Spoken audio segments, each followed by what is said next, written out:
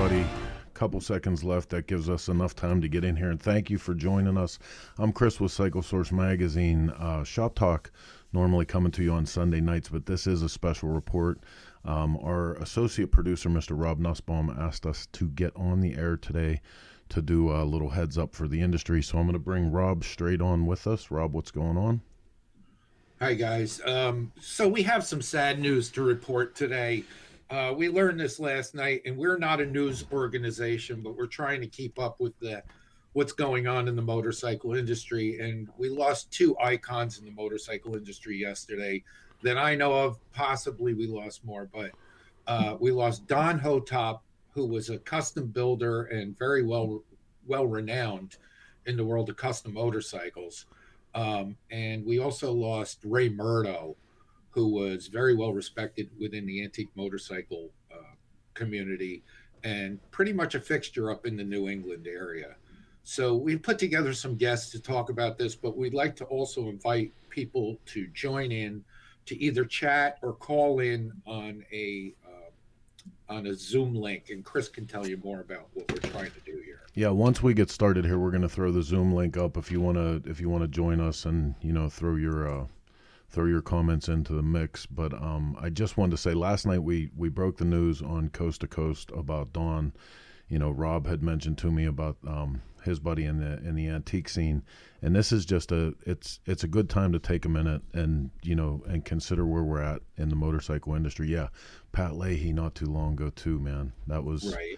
That Pan Man. Thanks for reminding me of that. But yeah, thanks for joining us today and taking us a couple extra minutes. So Rob, yeah, we want to pay our respects. I mean, absolutely. So we want to give back to the community a little bit and share our thoughts on this subject. So Rob, you want to introduce some of the guys that we have here with us today too? Okay, so we have Dave Perewitz coming in. Hey, Rob. Hi, Dave. How are you? Good. And Michael Lichter. The ever-present. Hey, guys. How are you, Michael? All righty. What he has a muted microphone. Sad time for the industry, right? But I'm glad we can get together today. Absolutely. So, Michael, you had an amazing show in Sturgis this year with the exhibit at the Buffalo Chip, and that brings us around to talking about Don and what he meant in the custom motorcycle scene. But that was you actually had one of his motorcycles featured in the show this year. Tell me a little bit about that motorcycle. Well, the show, it was called Heavy Metal, and the concept behind the show. What's that? Michael's audio. No, we do. Michael's good. Sorry. The premise behind the show was that the builders that I invited in were building for at least 20 years and have built at least 20 bikes. And some had many more than that. Now, Dave, who's on the show here, he was in the exhibition as well. Rob, and then can you hear me? Yes. It changed. I can't hear Michael. COVID, and it became a 2-year exhibition. So originally it was supposed to be all new bikes. Yeah, I can't hear Michael, Chris. And this is new for us folks, so I don't know. I can't hear Michael. Dave can't. I'm sorry, Michael. Guys. Should I stop talking? It sounds like there's let some me audio introduce problems. Jimmy Murdough if we can.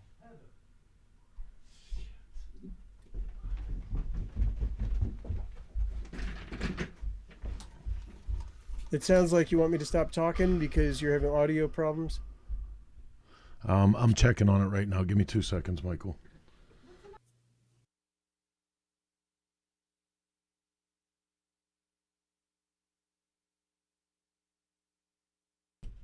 That's good.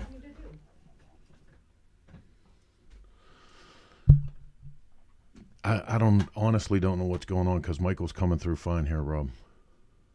Okay. I see his level and everything. You guys just can't hear him. And everyone's on screen saying they hear him fine. Yeah. Okay. So that's fine. And you can interact with Michael. Then I can hear Dave, I believe. Yeah. Dave, you're still there. Right. All right. So do a little conversation with Michael here and we'll let us know when we can break back. Go ahead, Michael. I'm sorry. I apologize.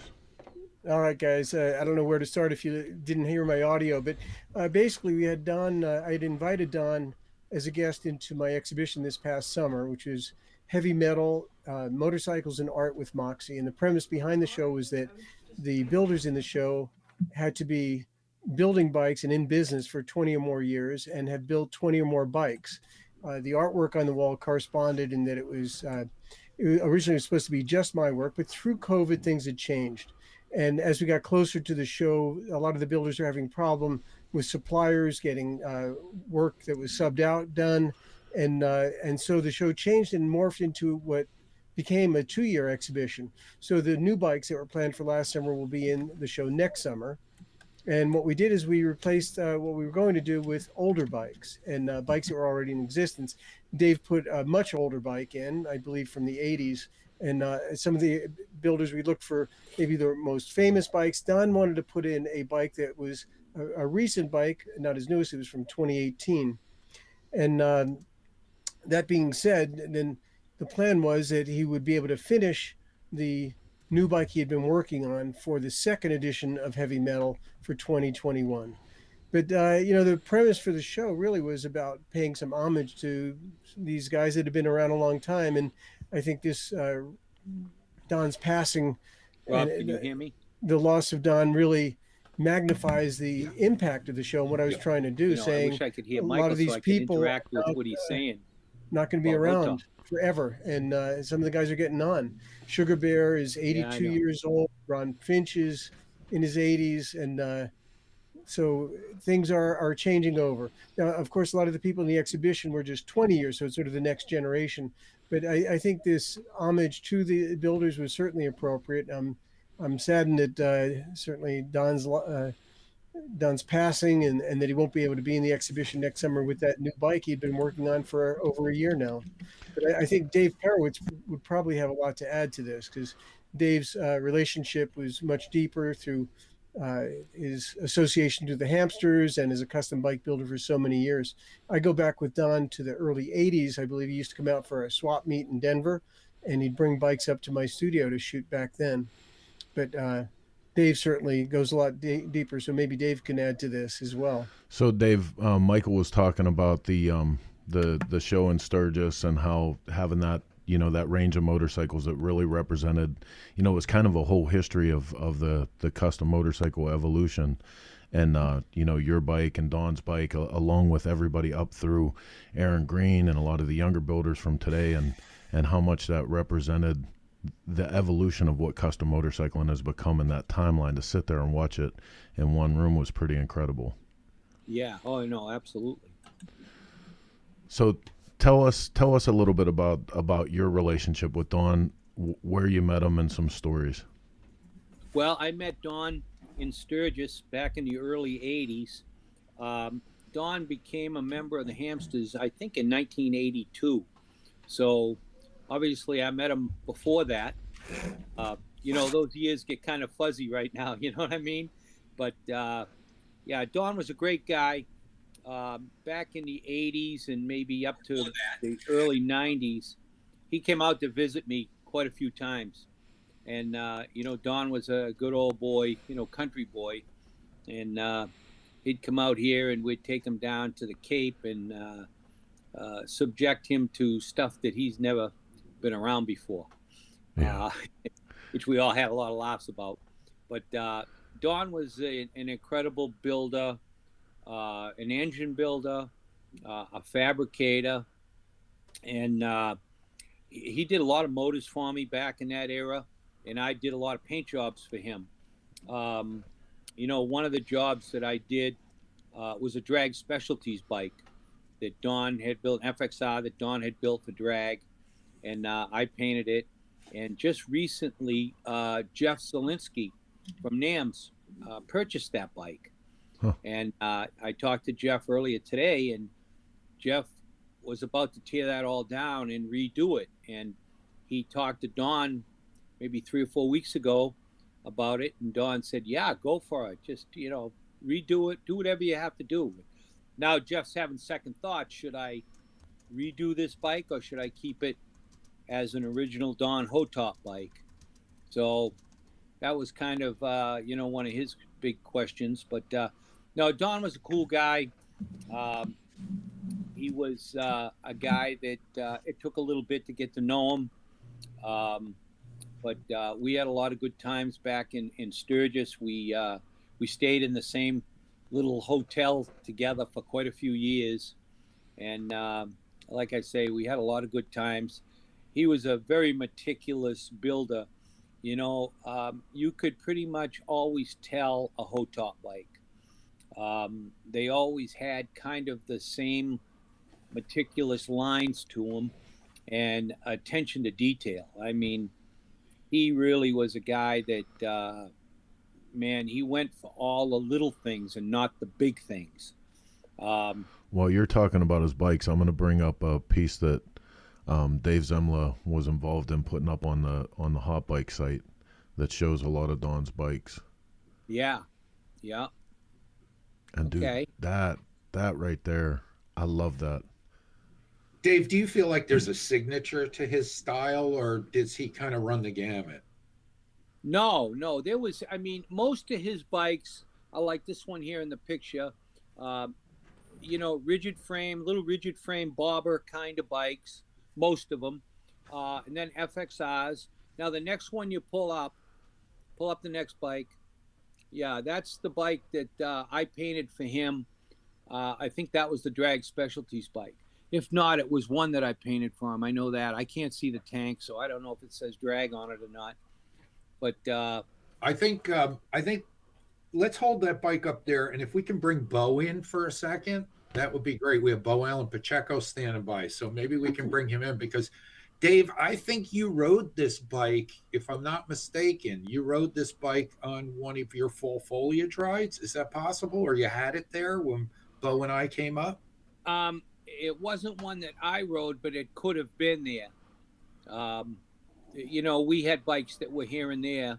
That was back in the late 90s, I believe. Beau, are you there? Yes, I am. Can you hear me? This is Beau Allen Pacheco, former editor of Big Twin magazine. How you doing, That's right. Beau? Hey, Beau. David, how are you, young man? Yeah, you're looking good in your old age. You know what? I'm telling you, sometimes I get mistaken for Perewitz when I talk like this, I say, Yeah, but it's I wicked got cool. more hair than you do. When? Never. Besides, So, Beau, what do you got for some memories about Donnie? When I was editor of Big Twin, naturally, those were in the days when it was like being in Memphis during the rock and roll thing with Elvis and Jerry Lee, and it was like being in Liverpool with the Beatles and the Stones. In those days, I was fortunate enough to be with all of the really seminal bike builders. So we had to do Hotop, and this was in the days when magazine budgets were out of sight. So we just flew to his place to do one bike. And Brian and Blades and I, the photographer, flew out there, and we did the bike. And the more Donnie and I talked, the funnier he became. And he said, "Okay," after we got done shooting the bike, he goes, "Check this out." And he had made a potato gun. Oh. So right across from his place was an old brick building that had this old advertisement, this old commercial on it from the 20s or something. So he said, "Watch this, Beau." And he loaded that thing up with some hairspray and boosh, and shot that potato way out there and splashed it right across the wall. He says, "Is that cool or what?" He says, "Check this out, grape shot." I said, "You mean like Civil War grape shot?" He goes, "Yeah." So he loaded it up with grapes. And he loaded it up and shot that thing up, boosh. We spent about 2 hours shooting his potato gun and just laughing like crazy. He was so much fun to be around. Michael, where are those pictures at? Because it always seemed like you managed to catch us in the middle of that kind of activity. Where are those pictures from back in the day? I hate to say it, that's film, and that's got some challenges for me to get online on my website. Yeah. I know that I did a great shoot with Don in 1995, and actually I have a picture Am of I it. done I could now? share. No. I could share with you. Stay with us. You're still there, Beau.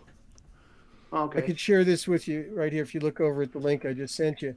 That we were out on the back roads around Sturgis, and we shot one of his bikes on a dirt road there, and this happens to be a shot Michael, that was scanned that I made how a print good of. look how good you're getting at this. You just shot me a link right there, and we're bringing it right on the show live. You're such a badass now. You're a digital warrior, dude. There you go. Unfortunately, it looks very small there, and I don't think you can make it bigger without it pixelating. I don't know why it's so small, but anyway, that was when, at the end of the shoot, I had some really nice shots of Don with sunset and his face at the location, which is behind there. Oh. But that shot going away from us, I really like that because it was a group of his friends from Iowa, and it was his wife was on the back of his bike, and they were pulling away, and it just had this great feeling. I know I consider him sort of like this Iowa farm boy, although I know he's from Fort Madison, from a town there, but it just seemed to fit for Don. But he had this incredible support network. Maybe the other guys can attest to that as well, that came out with him for this shoot. There were several of his bikes there that we shot. Now, unfortunately, again, these aren't scanned yet. They're either in the files at Easy Riders or deep in my files somewhere. But some great memories, and unfortunately, like I said, film, I got to get back to it. Yeah. It's going to take some time. But it's also a testament to the generational changes of things, right? Yep. Guys now just look in their digital files on their big drives, and there it is. But not as easy. I never had an opportunity to meet Don, so maybe you guys can talk about his personality between you and Dave and Michael and Beau. Like, so if you met him, was he an outgoing guy? Was he reserved? What can you tell us about Don? Yeah, he was not a real outgoing guy. He was pretty reserved. Wouldn't you say, Mike? I'd say very reserved. Yeah. I mean, he was from a little town in Iowa. But, once you got to know him, and it took a little bit to get to know Don. But he was a good guy. Mike, you were talking about your exhibit in Sturgis this past year. Well, the bike that I had in your exhibit, which was built in 1988, I believe, the primary cover, I had a billet handmade primary cover on that bike that Don made me. Oh, cool. Don I didn't realize that. He used to have a guy that worked with him named Zig. He was an old German guy. He was much older than we were, which is young at this point. But Zig did a lot of machine work, a lot of fancy machine work for Don. And I remember we were thrashing to get that primary cover made so I could get it on that bike. Oh, there you go. It's funny because I was pushing for older bikes like yours, Dave, 1988, something from the day, Survivor. And Don has a bike. And I think this is sort of a testament to his personality as well. The reservedness is part of it. But he has a bike, I believe it was a Knucklehead that he built in the early 80s. Do you know that bike, Dave? No, I can't quite put my finger on it. It's a bike that he has got back into his collection, that he bought it back or it was willed back to him, something like that. And it was such a cool chopper. And, you talk about Don's style, which I agree with Dave there about this very tight, clean look. And it actually got more and more so that way as his skills developed. Wouldn't you say over time, once we got into Evos and certainly the early 2000s, I think it became a very recognizable style. But he had this chopper from back in the day that was, to me, probably kind of like there was a shot earlier on of him with longer hair kicking a bike over or something. And it was from that kind of period, and it had that attitude, but he would not let that bike go. There was no way he was going to put it on exhibit in the exhibition, Yep. And I thought it was representative of his early work, and I really liked it, but I could not talk him out of it. It was like it was too precious to him. He said, no, it's not leaving my place. And that's it. End of story. Yeah, no, that sounds like him. It does, doesn't it? Yeah. But, all the little trinkets that he made, he has a lot of pots in the drag catalog now. And, a lot of that stuff is just little neat clamps and little neat brackets and stuff that he's put on his own bikes over the years that now they mass produce. But you're right, Mike. He definitely progressed over the years, just like a lot of people. they found he fine-tuned things to a max. Yeah, yeah, very Oh. clean. Yeah, when you guys talk about clean, I mean that style of motorcycle, that was all about that period. That was in every magazine. It was on the cover of every catalog. That design, that design just became a statement of that whole time period, man. But in a way, I think his style in the last few bikes he had worked on, it was an evolution of this, but in some ways, I think it went back to the look of his earlier bikes. That he almost went back to that look, the little bobber chopper look. Again, it compared to some of the FXRs, it looked like they were even had maybe a little stretch in the swing arm and maybe possibly in the neck, and they were longer bikes. That I think some of his more recent bikes may actually have harkened back to his earliest work. Yeah. So I don't know. Maybe that's I don't know what Dave would think about that. Well, I think all of us have kind of gone in that direction. I'm striving to do more of the early style stuff myself now. My latest thing is old Ironhead diggers. I have been on the hunt big time for old nest pots and nest frames and that kind of thing. And I've got 2 or 3 old Ironhead diggers in the works right now. And I love that old stuff that we used to build back in the 70s and 80s. Yeah, and I love that movie. I think you started that about 7-8 years ago, maybe even a little longer, with some of these little bobbers you've built that I absolutely love. But I wonder here if that brings up another question, which is kind of interesting. Like some of the older guys in the business, and a lot of what we're talking about today is how the master builders like Don Hotop have inspired younger people. But I think there's a certain amount of give and take here, that maybe the younger people have inspired the guys that have been around a long time, that interest in their old bikes and interest in the looks of the 60s and 70s may have opened up the channel where the builders could say, gee, I don't need to keep pushing this and that. I'm going to go back to what I was doing. I loved it then, and I'm going to love it now. And again, maybe Dave could answer to that. Yeah, well, it's true, Mike. I mean, you get to a certain point, like I've built every style that there is. And now I'm more concerned about what makes me feel good than the customer, as far as building bikes. I only want to build the stuff that I like building, Right on. And part of that, Dave, I think it's also about having fun. I mean, you get to a point in your life and you say, yeah, oh my God, I could see you on that, some of the little bobbers you've built. And I've seen you riding around Laconia in particular with a big smile on your face. You get off the bike. I mean, it just feels good. It's lighter, simpler, and fun to ride. And maybe that's part of it as well. It's absolutely is, it's coming to work and having fun building the stuff that we're building, and having fun riding it too. Right. Absolutely. I mean, do you really need to be on a 1,000-pound bagger?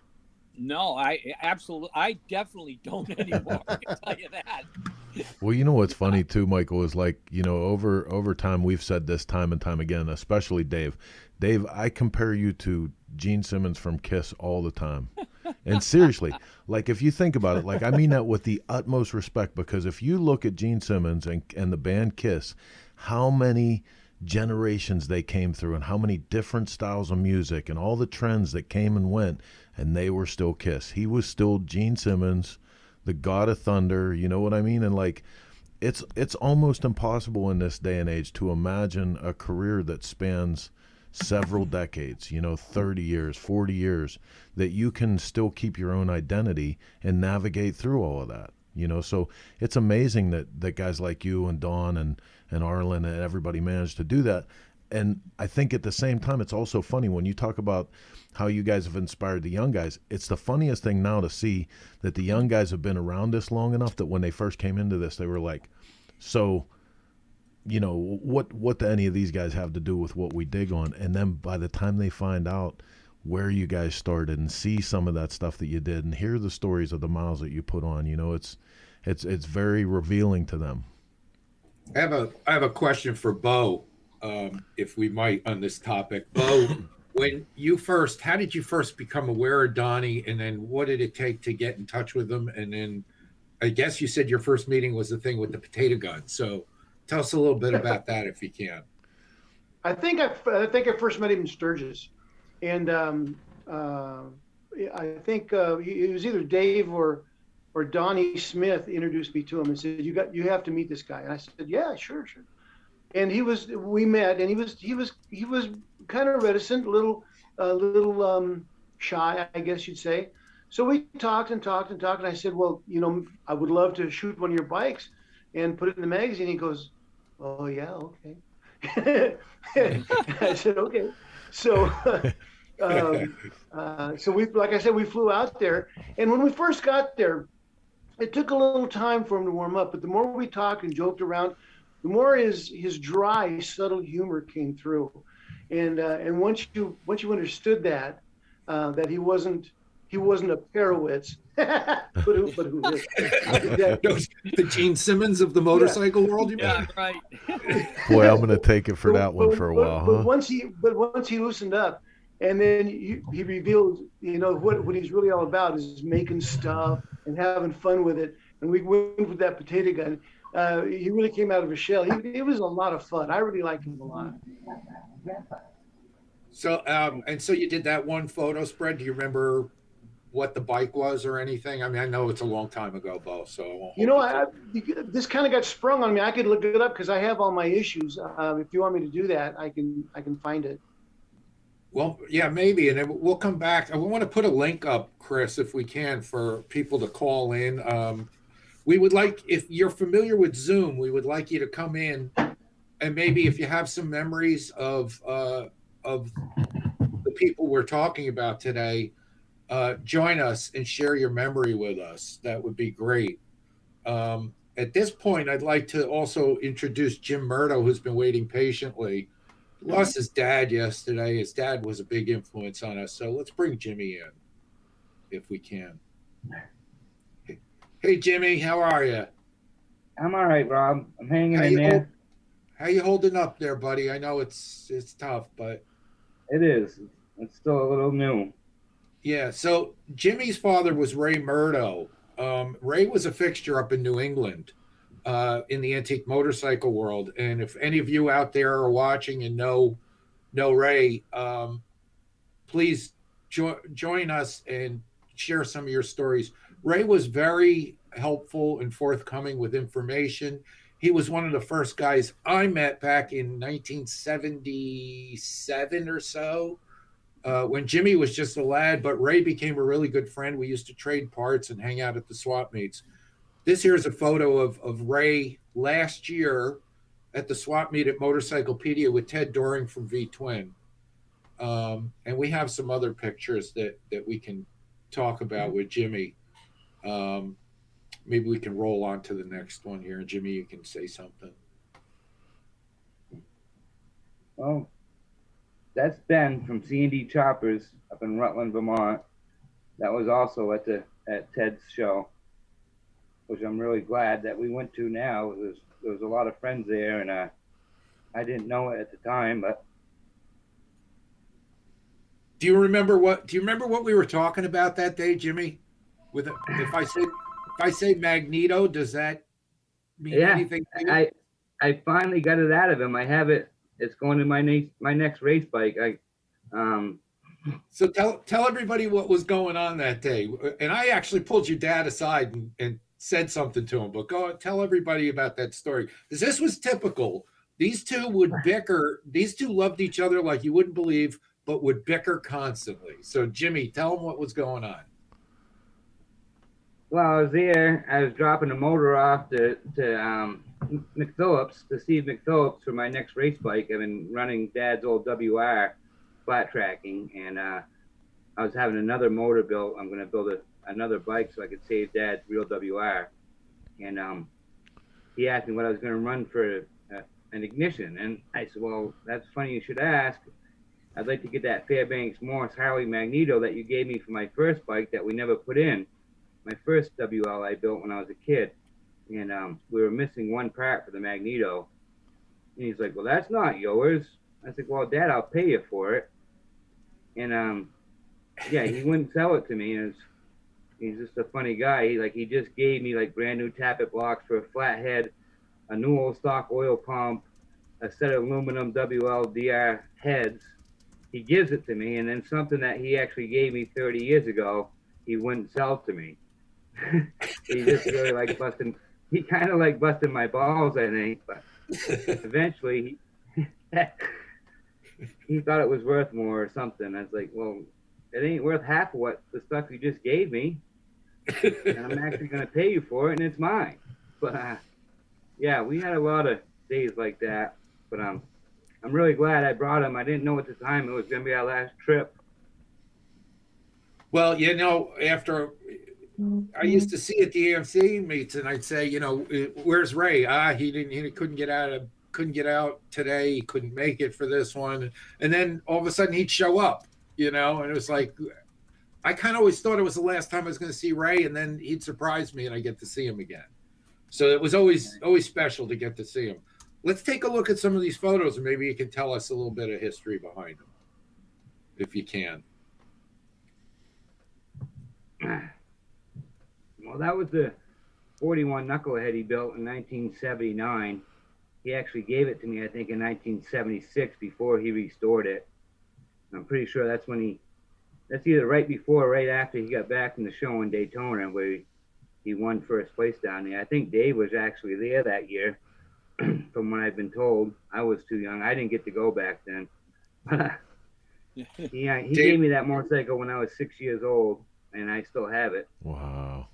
Dave, do you have any memories of this, or Ray, or any of that stuff? Oh yeah, sure. I remember Ray, and I used to see him at the Keene swap meet all the time, and you know, we'd talk a little bit, and you know, I'd run into him here and there, and you know, if he was in Daytona in '79, I was there.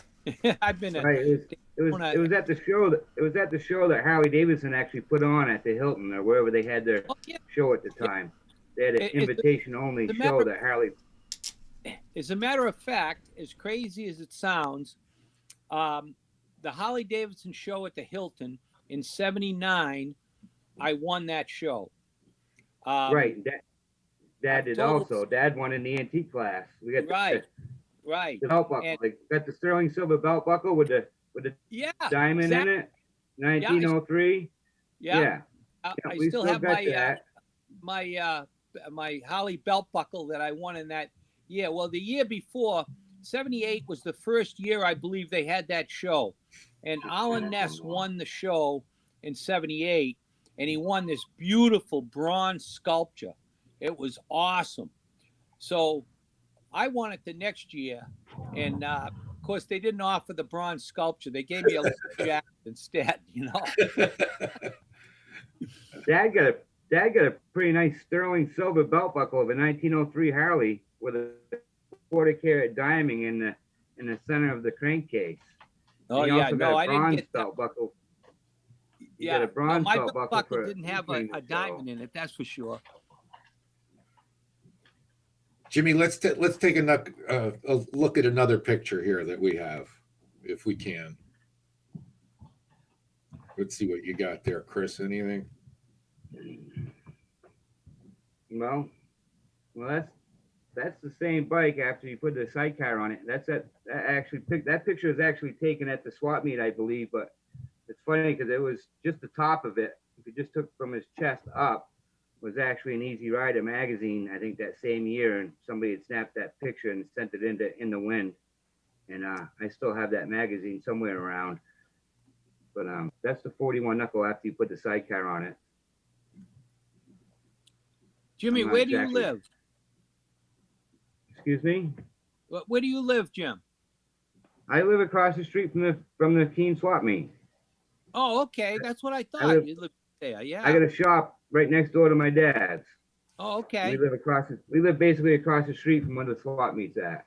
Yeah. Now, since you mentioned the Keene swap meet, Jimmy, why don't you fill us in on a little history there, because that's a legend up in our area. It seems to be. Most people have heard about it. It's been going on. With the COVID, if we need to have it this year, this will be the 47th year it's been going on. It's a pretty good meet. It's been, something Dad started, like I said, 47 years ago. he actually retired and let me take it over 7 years ago. I believe I've been running it now, probably longer than that, but he still took the credit up till 7 years ago. So Well, is yeah, it on? no, Is the swap meet on for this year? Yeah, as of right now, I went to a meeting a week ago. It's Yeah. May 2nd. First Sunday, always been the first Sunday in May. Yeah, I'll be looking forward to it. I love going to the Keene swap meet. Yeah, I'll be there. I'll be at the gate hopefully. Okay. I'm gonna try to do. I don't know. It's still real raw and real new, but I'll probably do some sort of memorial for Dad, seeing that was one of his accomplishments that he was pretty proud of. To have a meet go on for that long, it's a pretty good accomplishment. 47 years is a feat in today's world to keep something running. Yeah, no, and he did a great job. It's one of the best swap meets anywhere in the Northeast, as far as I'm concerned. oh yeah, what I like about Keene is there's all kinds of stuff there. It's not Right. just antique Exactly. stuff. You can find some great antique stuff, but everything's mixed in with everything else. Yeah, So the antique guys have the chopper stuff that they don't want, and the Right. chopper guys have the antique stuff that they don't want. yeah. And hopefully they don't know how much the stuff is worth, right? Well, that's exactly the point, right, Dave? Oh, there you go. There's a good picture of it. That's a good day there. Yeah, so that's I on have a question Facebook. for If you East anybody Coast guys. has the need for more information, you can check out the Keene Bike Swap Meet on Facebook and get all your info there. Michael, sorry. Yeah, I got a question for the East Coast guys. So, I grew up on the East Coast, but moved to Colorado a long time ago. I'm just curious, how different are the swap meets back east? Because everything is so condensed. You're close to everything. Your states are closer together. Everything is closer together. There's so many more people back there and so condensed, and all these old barns and finds and people stashing parts and whatnot. Is there a difference in the swap meets when you go to one out west compared to the East Coast, New England in particular? Well, I think that it depends on what you're looking for. Keene is very, very versatile, like Rob says. You can find a little bit of everything at Keene. It's there's a pot there for everybody that's looking for something. There's a pot there for them, whether it's an antique pot, a custom pot, or a takeoff from a new bike. It's all there. And most of the swap meets, I've been to swap meets all over the country, and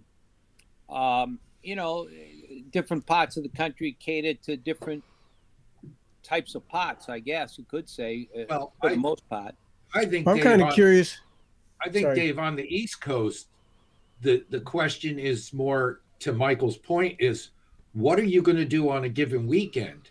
Because once the summer comes, you look at the schedule of events and you go, am I going to go to the antique meet, or am I going to go to this swap meet, or am I going to go to Laconia, or am I going to go to this? Or, there's just so much happening, Michael, like every weekend during the summer that you have to pick something. Well, I'm curious also if not only the parts you see, but also, people talk a little different back in New England, Dave. Yeah. Well, Jimmy, And, people have a Patty little a little. different. People have a little different attitude in New England, right? I mean, you go to Laconia and people are puffed up. It's not like out west. It's very different. So I'm kind of curious how that plays into the swap meets. Like negotiating, I'd imagine would be different even. Quite. Well, it's hard for me to answer that because they're just like me. You know what I mean? That's all you know. Right, Jimmy? Hey, listen, I know I'm one of the young guys here, but I'll tell you from Pittsburgh, Pennsylvania, this part of the country, the big difference for the swap meets for us was, because we were all working class and everything, everything was tough here, and to have a motorcycle, it was the end of the proposition of having your bills paid, your family taken care of, all your responsibilities, and then if there was any extra money, you get your motorcycle fix in. But a lot of that stuff happened from help from your buddies and from going to the swap meet and finding the stuff that you needed. So it was a necessity thing, part one. And then part two, through the winter months, like we didn't have a whole lot of events to choose from. When the summer kicks off, that's when everybody's roasting pigs and putting out kegs of beer and everybody stops by. But in the wintertime, you know, when I started riding anyway, there wasn't a whole bunch of wintertime events. Those swap meets became like our community gatherings, you know what I mean? And that was how we still got together. And it was nothing. You couple bucks at the door, you were in the swap meet, you know, there was usually somebody put out a crock pot with hot dogs in it, and there was cheap beer, and, you know, it was a good weekend for almost no money. Well, I think it's a social event, really, in a lot of ways. In New England, especially in our general area, there's only two major swap meets that people really look forward to, you know, and that's Keene and Stafford Springs. Stafford, you know, they're a couple of weeks apart, but you know, if you are a swap meet guy, you're going to go to Keene and you're going to go to Stafford. And, you know, then, you know, I mean, you could go to Ole or somewhere if you want to go outside the area. But in the close New England area, it's Keene and Stafford. That's it. You know, Roger Ufta just put up the comment dirt drags, you know, and that immediately takes me back too. Because, man, when I was a kid, I remember guys like Albert Moore from Albert's Chrome Shop here used to ride to the dirt drags in East Palestine, Ohio with another tire around his shoulder. He would get to the track and change the tire, race that motorcycle, change the tire again, and ride the same bike home. You know, I would love to see stuff like dirt drags and that come back, you know, because that was that weekend, you know, good time for low bucks and people just having fun. Hey, Chris, I want to. There's one picture I really would like to bring up of Ray, and I don't know if I sent it to you. The shirtless photo. Do you have that one? No. Oh man. Send it to me now. Send it. Okay, I'll send it to you now. You guys talk about swap meets a little bit. I'm going to send them this. Talk amongst yourselves, he says. Talk amongst yourselves. Is anybody out there on the Zoom thing? I don't have anybody yet. I had a couple guys for a minute, and we were in the middle of conversation, so I didn't get anybody. So I'll mention to you guys right now while we talk about that. If you would like to join us, if you have memories to share or comments to make, I'm going to put a link up right now, and this is how to join through Zoom. You know, all you have to do is hit the link. You have to know how to use Zoom. You'll be put into our waiting room, and then we'll bring you on the show as soon as we get the opportunity. So just be patient, and we'll try to get you on with us. Yeah, and don't be bashful. This is it's a relaxed community here, right, Jim? Even you're relaxed. Yeah, relaxed as I can be. It's been a long day so far, buddy. I'm sure it has, and we really appreciate you coming on to talk with us. I know it's all fresh and it's all new, but thanks a lot for doing this. And you know, we get to talk a little bit about Keene, which is nice too. You know, so I thought I heard that that John LaFeria was going to be on here, but hopefully he is watching and he'll chime in a little bit. Yeah, because that's what we need, right? Right. I gave him a call. Yeah. Cool. Beau, he came up the other day with Matthew Brick. It was kind of nice. John got to see Dad. He just made it under the wire there, and he was here last Saturday, and that was Dad's probably Dad's last good day. Last day we had him up, and John come down with a few other guys, and bought a couple parts. So it was kind of nice, a little distraction.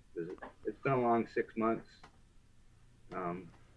Taking care of Dad. He's been sick for a while, but so it's been nice Chris, to have friends come by. John's one of them. Chris, you got that picture? I'm working on it. Oh, he's working on it. All right. I don't want to push you. I know this is the first to know. We're trying to be like news here, and this is what happens when you let bikers run the damn news. This is what happens. Exactly. You're looking for a topless picture? I can take my shirt off, I guess. No. We don't want to break the camera here. Oh yeah. You know, in case anybody's wondered too, man, like, you know, we want to get together real quick and pay respects like this, but it's also an opportunity to talk about, you know, where we're at, because things are changing so much, and just in the time that we've all been locked down in COVID, it's changed so much, you know, and I feel like there's almost a responsibility to take time every once in a while and identify those changes, how cool things have been, you know, how to hold on to those parts of it to keep it cool still, even though there's going to be new faces and new places and other people running stuff, like holding on to that stuff, the stories from these guys and the things that they did as they literally forged the path that we all walk down now.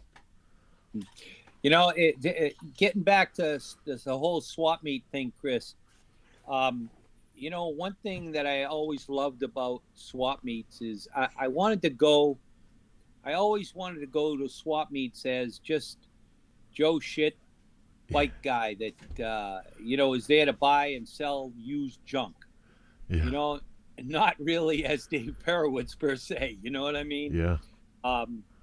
And, you know, I never tried to, you know, let people know who I was to say, you know, I mean, I'd just be behind the table with a hat on. Lost you. And, you know, I get to see a lot of people that I know, old friends. And, you know, sometimes it's the only time you get to see somebody is at certain swap meets. Yeah, And, absolutely. and, you know, put deals together. And you know, that's one of my favorite things is just get together at these events, whether it's a swap meet or a bike event, and put deals together. Because, you know, you could sit in a booth. You could take a booth at an event or a trade show and sit there all weekend and talk to a dozen, 100 people. But to go and run around and you know enough people, so much easier to put deals together and swap parts or buy parts you need or sell parts you don't need or whatever. Yep. It's I funny, wonder last for time I Dave, was at- is it last like time I was at Stafford- going back home? Because going to your Keene event there, you must run into a lot of people that you knew 40 years ago, I imagine. Oh, absolutely. You know, I mean, I can't even tell you how long I've been going to Keene. Actually, I've got a picture that keeps popping up somewhere, and it's a picture of me and my brother and Jimmy Leahy. You remember Jimmy Leahy, Mike? Yeah. And we're in my old 73 Chevy van, and we're at Keene. And we're standing around, and we got pots spread out all over the ground in front of the van. And that had to be probably the mid to late 70s. Mm-hmm. Well, I kind of remember you showing up at Rhinebeck a few years back. Remember that, Beau? And I mean, Beau, Dave, you remember showing up at Rhinebeck? Yeah. And it was like nobody bothered you. You were able to walk around because it was a kind of a different element for you at that point, right? Right. Yeah, exactly. And I always loved that, you know? Yeah. Hey, here's that picture you wanted, Rob. Okay. So what I like about this photo. Oh, that's a great shot. Right. So, Jimmy, when do you suppose this was? I don't know. That had to be in the mid 70s, I would say 76, 74, maybe. That might have been taken in 74 when he did his trip to California on his 48 UL. That looks like about that era right around there when him and his two cousins, they all rode. Dad rode his 48 UL with a sidecar chopper, and his two cousins, one cousin had a 37U, and the other one had a 41 knucklehead. And it's pretty funny because all three bikes are still around. I still got the 48. John LaFerrier has the 37 UL that my dad's cousin rode, and the 41 knucklehead still down. The other cousin has in Mount Dora, Florida. So it's kind of neat. I got some really nice pictures from them three guys went cross country. And, all right, so this is when I kind of met your dad around this time. So this is how I remember him when I met him. Chris, keep that up for a second if you would. Uh-huh. Because this picture kind of sums up an era that I kind of harken back to. If we can bring it back. Look at Ray's fingernails, right? Here's a guy who worked on bikes his whole life, and then take a look at the belt buckle, Chris. I know I'm putting you on the spot, but if you can zoom in on the chain drive. No, I was already zooming in. I wanted to see if it was that Daytona buckle. XLCH. Dave, let me ask you a question. Yeah. All the old timers that you know who are respected in this industry are Sportster guys, no? We all started out on Sportsters. Amen. Right? Yeah, absolutely. So I saw that picture. I go, that's the Ray I remember. And then I started taking in elements of this photo, and there's a lot of stories behind it. But that XLCH belt buckle, I mean, I used to talk to Ray, and Ray was the knucklehead guy, you know? And I talked to Ray, and he go, oh, yeah, I love sports because we used to do this. And he raced. And maybe Jimmy can tell us a little bit about his racing history. Wait, he would talk both tacos with me. I want to know, too, what's he got in his hand there? Is that an old red Schaefer. stripe? Is that Schaefer. Schaefer? Yeah. That's a Schaefer. Schaefer beer. Now you notice that primary chain belt is a Sportster primary chain. Yeah. 3-row. Yeah, Yeah, Still, exactly. that belt is still hanging over in his shop. The XLCH is about worn right off of it, but I still have that belt with the belt buckle. Yeah. That Wow. means everything. Yeah, like Ray was known as the knucklehead guy back in the mid to late 70s, you know, and he would walk around with that XLCH buckle. Yeah, when he restored that 41 knucklehead in 1979, there weren't a lot of guys restoring bikes back then. They were mostly building choppers still in 79. He was when he restored that, there wasn't a lot of that going on back then. Yeah. No, that's right. Him and Rat from Harbor Vintage were kind of brought that back around to the New England scene. And you could still get a running knuckle for $2,000, Oh, Less. right? Less than that. less. You could get Yeah. it. Actually, Dave. I had a line on a beautiful knuckle chopper. It was 2,200. Dave, tell me if this makes any sense to I you. want to go kill myself. Dave, we have a knucklehead or a panhead for $1,000. We're going to take the panhead because you can put shovel heads on it, right or wrong. I'm sorry. Say that again, Rob. Back in the late 70s, Yeah. early 80s, Yeah. you can buy a knucklehead for $1,000 or you can buy a panhead for $1,000.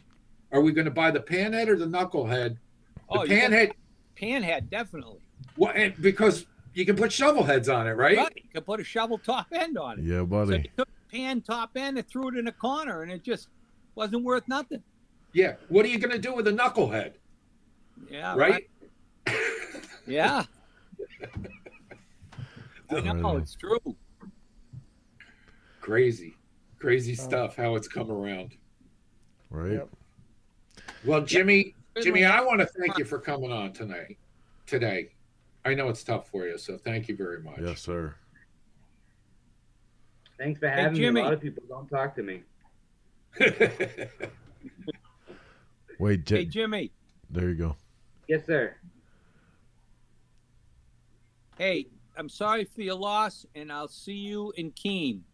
You sure will, buddy. It's funny. I love watching you roll through the gate, and like you said, you come to Keene and people really don't even know, and I just laugh and I look at my friend and think, you know who that was? They're like, oh, why? Who's that? I'm like, that's Dave Perewitz.